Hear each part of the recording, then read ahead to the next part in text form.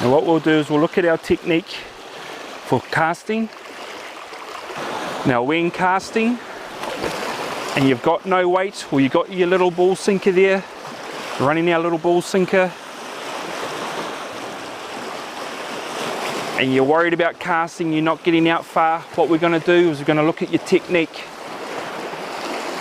Now what you want to do first is you want to have a good 2 to 3 foot from the tip guide down to your bait.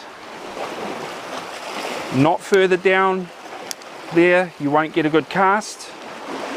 Or if you've got your bait right up at the tip, you won't get a good cast. So you want to have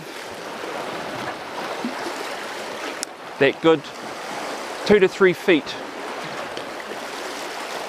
Once you've sorted that out, what happens a lot of times is the guys use this EVA to cast. They hold the line on the EVA grip, pull the bail arm over, and that's what happens. The line all spools out. They go to cast, it's tangled around the handle or whatever, or they don't get a very good flick because you can't flick it by just holding the line on the EVA. They just let go of the line and it just lobs out about 20-30 feet. So what you want to do is you want to take up that slack from your bail roller here using your finger. Now don't put the line in the groove of your finger. As you flick out through the day, that'll get real sore, even cut. So you take it up on the tip of your finger, bail arm over, and you can see the line's not all spooling out. I've taken it up with my finger. And then all you do when you cast is you flick out and you point,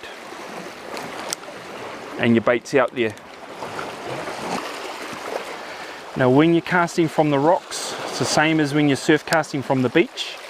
You don't want the rod over to the side. You don't want the rod behind you. You want the rod straight back. And as you cast, it goes over your right shoulder if you're right-handed. So straight over.